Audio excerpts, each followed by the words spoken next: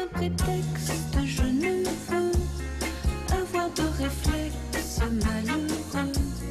Il faut que tu m'expliques un peu mieux. Alors l'idée, comme à chaque fois avec Marie-Dominique Perrin, c'est de vous suggérer un thème à propos de ces maisons d'hôtes. Et là, le thème aujourd'hui, c'est les moulins. Les moulins. Il y a beaucoup de maisons d'hôtes moulins. Énormément. Oh. Ah oui, oui. Et je pourrais vous faire au moins 5 à 6 chroniques dessus avec 3 maisons chacune. Je vous assure. Alors, vous savez, le patrimoine français, il est extrêmement riche. C'est l'un des plus riches du monde, les châteaux, les abbayes. Mais quand il y a une quinzaine d'années, le gouvernement avait lancé une campagne de promotion de sauvegarde du patrimoine industriel. Ça, c'était plus nouveau. Alors, il y a un couple amoureux du Perche qui a acquis un ancien moulin sur un petit affluent de l'Huisne.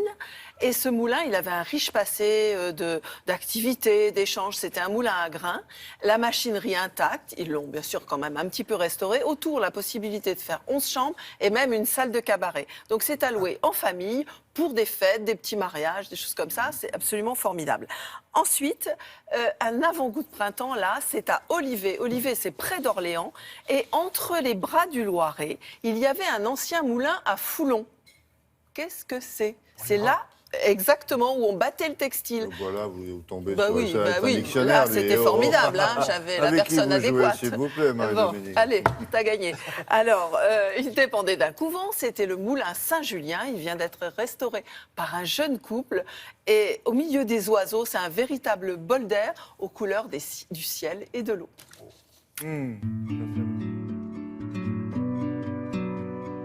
Comme une île entre les bras du Loiret. Ce moulin date du XVe siècle. Il a d'abord été un moulin à Foulon, il appartenait aux petites sœurs de la Madeleine. Il a été ensuite moulin à farine. Ça a duré 2 siècles et puis ça s'est arrêté pendant la Première Guerre mondiale. Et nous sommes actuellement seulement les 4e propriétaires de ce moulin depuis le XVe siècle. D'où lui vient son nom ? Saint-Julien était le saint patron des bateliers d'eau douce et donc il y avait un oratoire ici avec une source. Et Saint-Julien, dans l'histoire, soignait les maladies de peau. Atmosphère scandinave au fil de l'eau. Dans ce moulin, je voulais vraiment que les gens aient l'impression d'être autant dehors que dedans. C'est-à-dire qu'au niveau des couleurs, au niveau de l'ambiance, j'avais envie qu'ils retrouvent la rivière à l'intérieur.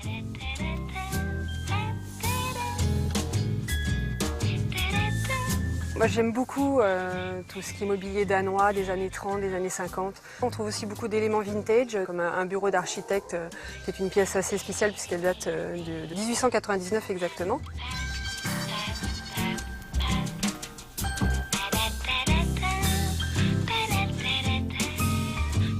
Ici, on a beaucoup de cygnes, de foulques, de hérons. Et les gens adorent profiter du son et de l'image.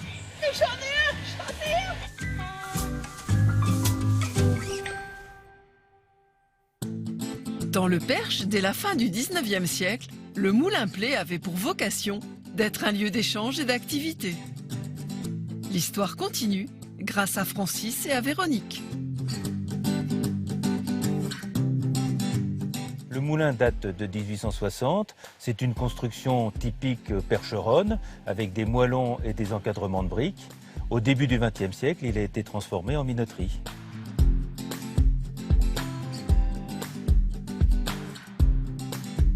Quand je suis rentré dans le moulin, j'ai trouvé la machinerie en place. Le meunier l'avait laissée. Je n'ai eu qu'à la remettre en fonctionnement, en la restaurant totalement. On a, avec un meunier du coin, refait tout le process de minoterie. Le planchistère, c'est l'intelligence du meunier. C'est l'ordinateur qui fait fonctionner le moulin pour créer la farine. Avec la machinerie pour pivot qui distribue sur 4 étages tous les lieux de vie. Toutes nos chambres ont des noms de céréales. La décoration utilise les matériaux que la minoterie m'a proposés, c'est-à-dire le bois, le cuir et la fonte. Les luminaires, c'est des ensachoirs. Le meunier travaillait avec le monde entier, donc c'est des sacs qui viennent du monde entier, et on en a fait des abat-jours. Les petites lumières de nuit sont des goulottes en bois dans lesquelles on a incrusté des ampoules. Le clou du spectacle, cette grande salle pour de nouveaux échanges, festifs et créatifs. Mais si, mais si.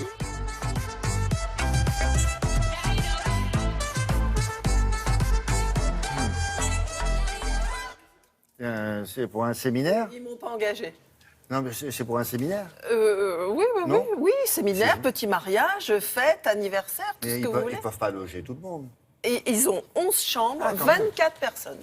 Ah, c'est un Après, petit vous pouvez hôtel. inviter les copains, ils vont C'est à plus qu'une côté. maison d'hôte, là, déjà. C'est pas un hôtel, c'est un grand gîte, en fait. Un grand gîte. Voilà, D'accord. on va dire comme ça. Merci beaucoup. Voilà. Alors, pour votre prochaine fête d'anniversaire, par Alors, exemple, c'est où, ça, dans le Perche? dans le Perche, à D'accord. Condé-sur-Huisne. Merci beaucoup.